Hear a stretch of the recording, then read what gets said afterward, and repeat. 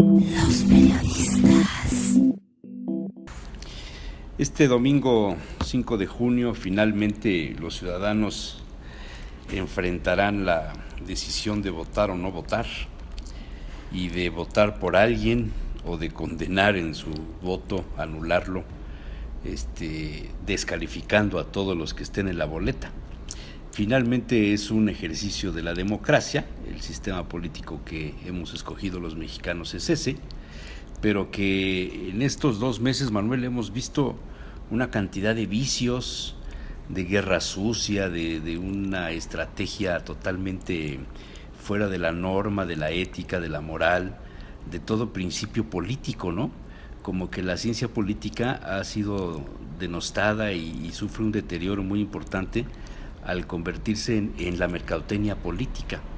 La cantidad de lodo que se han aventado los candidatos, la violencia de los partidos y la violencia externa, el narco, el secuestro, balaceras, asesinatos, etcétera, como que nos hace pensar en que realmente no hemos avanzado mucho desde la época de la Revolución Mexicana, ¿no?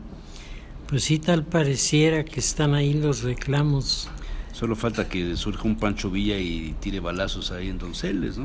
Es lo último que falta, porque en realidad, frente a toda esta ofensiva de los grupos políticos y sociales que tienen diferencias con el partido en el poder y su presidente, pues están creando en el marco internacional una percepción muy negativa de México, porque se cometen los crímenes y quedan impunes. Para mí uno de las imágenes más impactantes de los últimos días ha sido ver a jóvenes rapando a maestras de edad que podrían ser sus madres o sus abuelas, por el delito de haber ido a cobrar su cheque y de haber dado clases. Esto me habla de una intolerancia llevada a extremos inauditos, porque no se trata de que los trabajadores de la educación que tienen algún otro criterio expongan sus diferencias, en los cuales tienen todo el derecho, sino se trata de que aquí nadie hace lo que no ha aprobado la coordinadora, y esto dentro de un sistema político democrático, Jesús Manuel, no cabe. No, pues no hay cabida. Simplemente no tiene cabida. Yo creo que... Aunque han alegado que las maestras no eran maestras, han alegado que los jóvenes no eran maestros, etcétera, pero finalmente es un mensaje, es una actitud que está presente en las redes sociales y que deja una idea de lo que está pasando en el país, donde no hay orden y donde tal parece que el secretario de Educación Pública no ha podido resolver el problema. No ha podido resolver el problema.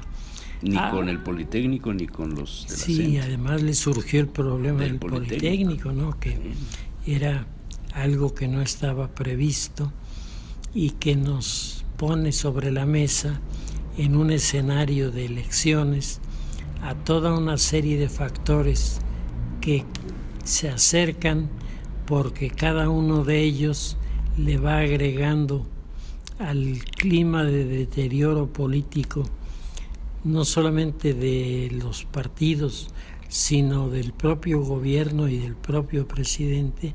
Le van añadiendo toda una serie de reclamos que ponen en mal al régimen mexicano dentro del escenario internacional, particularmente de los socios de México en diferentes ámbitos, que miran con incredulidad cómo la coordinadora puede declarar urbi et orbi que no obedecerá el acuerdo de la Cámara de Diputados para la reforma educativa, y que ellos pugnarán por echar abajo esta decisión y por exigir ser parte de las discusiones en la solución, que desde luego no puede ser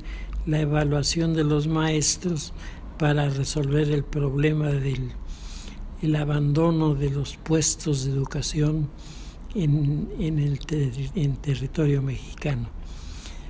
Si tú te pones a revisar, Jesús Manuel, las declaraciones de los grupos de la ONU en los últimos años y particularmente en el año anterior, hay una insistencia entre los observadores ante el deterioro de la educación en México, sacando ellos sus proyecciones a futuro y diciendo, si el mundo va cambiando cada vez más hacia un mundo altamente tecnificado, en donde los que sean más aptos en el manejo de las ciencias serán los que tomen la dirección, ¿qué le queda a países como el nuestro, en donde la coordinadora se niega siquiera a abordar los temas más importantes de la realidad social, política, económica mundial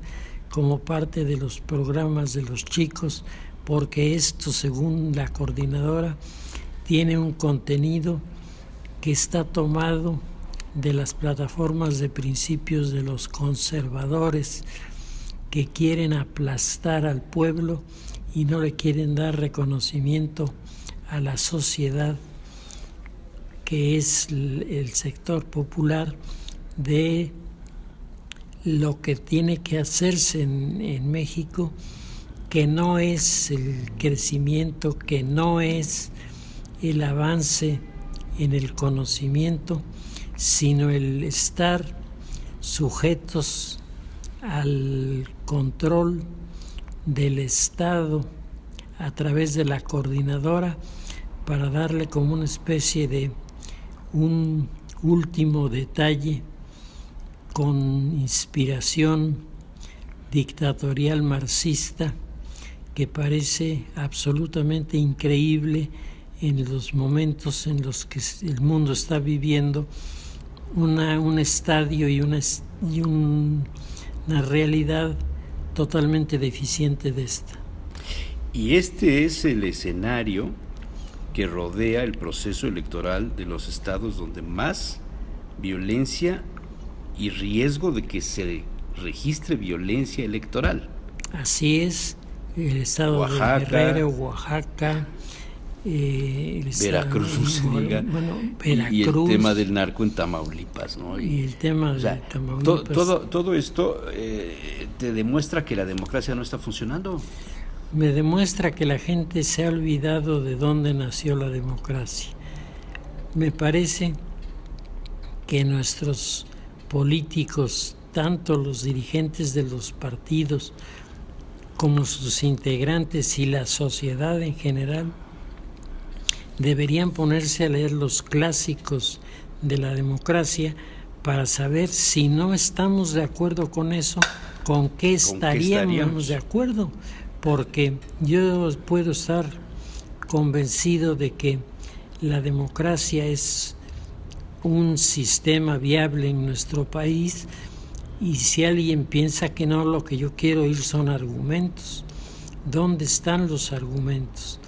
Y los argumentos se pierden en las consignas de grupos y partidos que no le entran en serio a revisar, dentro de las ideas de la democracia, que nacen con 4 textos básicos: el libro de Oceana de James Harrington, el libro de Leviatán de Thomas Hobbes, el libro de los partidos políticos de Sir Edmund Burke y el libro de John Locke, lo que se llama Pequeños Tratados, en donde él da toda la argumentación del liberalismo para hacer operante y funcional la democracia, que no quede solo en un proyecto presentado en la utopía de Oceana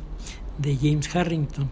Pero yo me pregunto primero, ¿nuestros dirigentes de los partidos de todos habrán leído estos textos? ¿Habrán sacado conclusiones de los mismos? No quiere decir que tengan que ponerle palomita a todo. Se trata de libros que te hacen pensar, libros que te hacen reflexionar. De donde se deriva el concepto de un político estadista. Exactamente, de donde sacas que el político puede defender los principios de su partido, que pueden ser divergentes unos de otros, pero lo hará siempre dentro de un marco cuyo objetivo último es beneficiar a la sociedad a través del proceso democrático.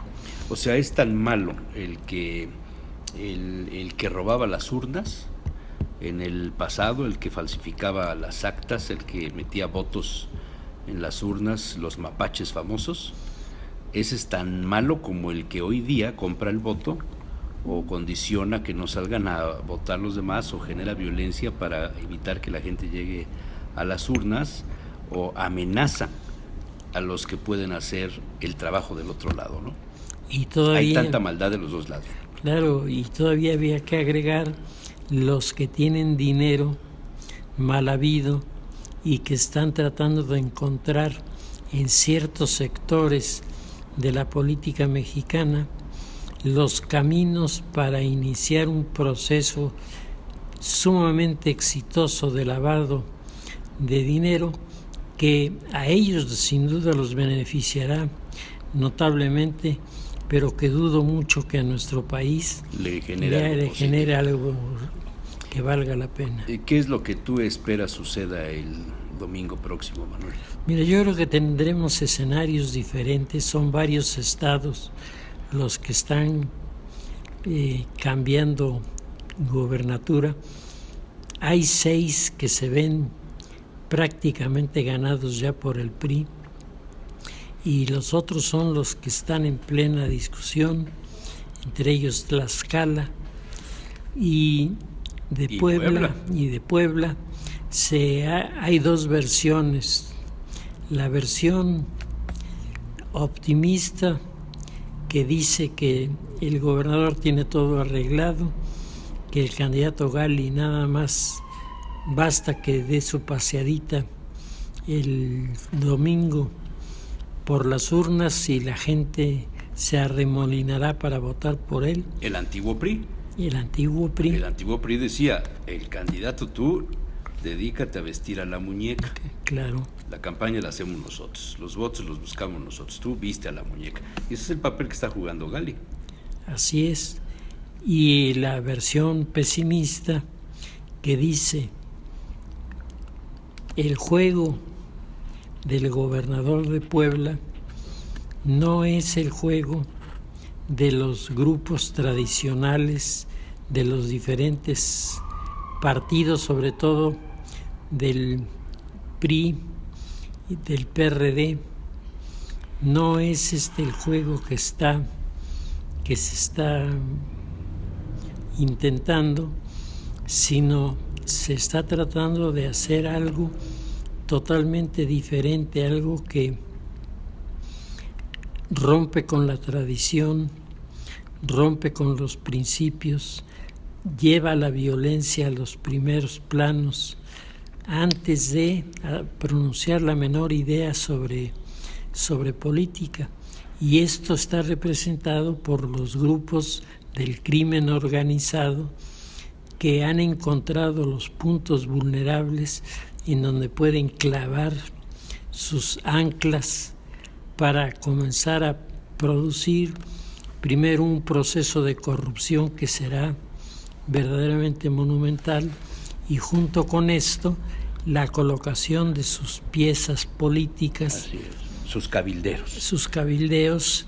Como sucedió en Colombia, como ha sucedido en otros países, en Rusia misma, en Italia.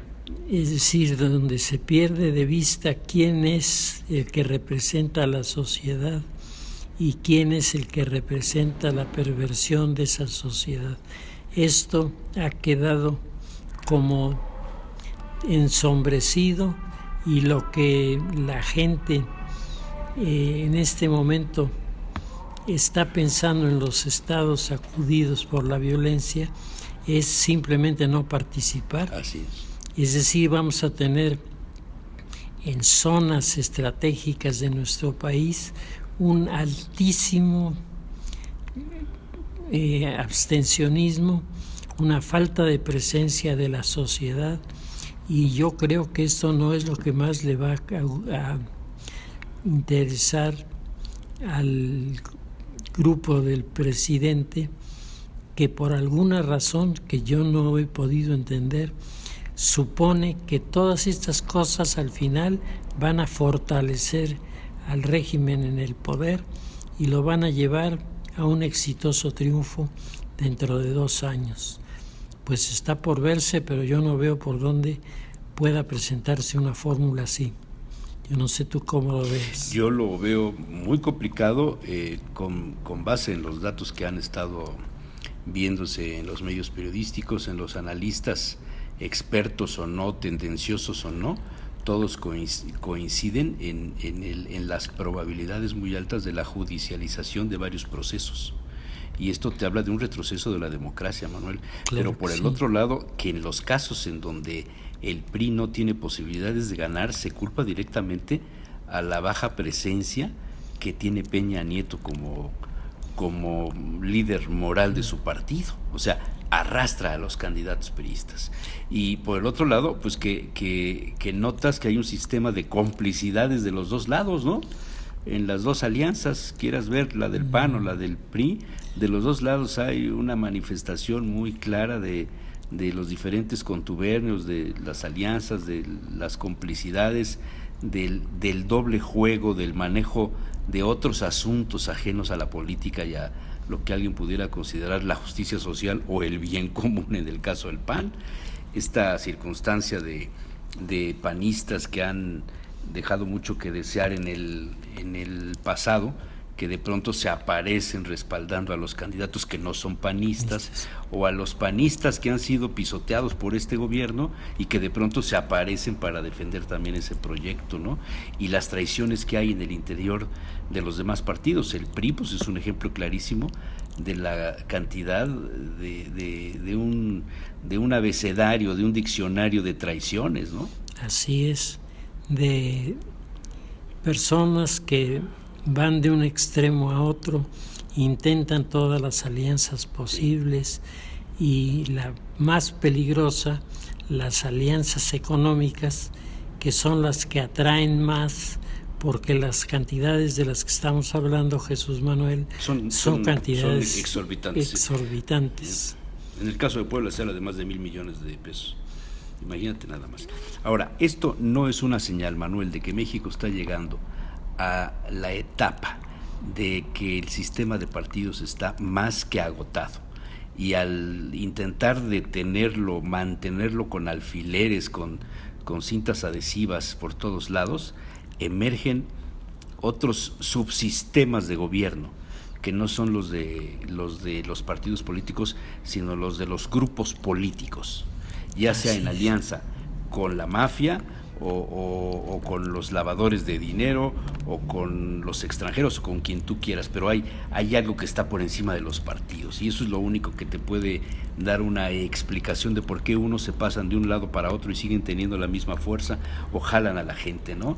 Esta situación un poco al estilo de lo que sucedía en la época de la Revolución, ¿no? La leva levanta al que vaya pasando y se suma a las filas que le toquen en ese momento, y el asunto es que hay una recompensa. Si ganamos, nos toca para todos, ¿no? Claro. O sea, es un asalto a la nación. Esto es un intento de despojo a la nación de sus cualidades políticas que la definen. Sí, porque mira, los anarquistas en el siglo XIX, los Flores Magón, por ejemplo, los que después dieron pie a los movimientos de la Revolución Mexicana, estas ideas tenían un principio ideológico. Así es. Hoy día lo encuentras en los movimientos, a mí me parece muy lejano. Muy remoto, sí. Los reclamos más inminentes son los que están relacionados con alianzas con los grupos económicos de diversa y dudosa categoría cada uno de ellos. Tan malo el Pinto como el Colorado. Y los independientes no acaban de estirar. Y no, pues, es que al Independiente no se le está dando la oportunidad, porque de inmediato han caído sobre él toda una serie de contactos, de acercamientos de orden político, que lo que tratan de hacer es jalarlos hacia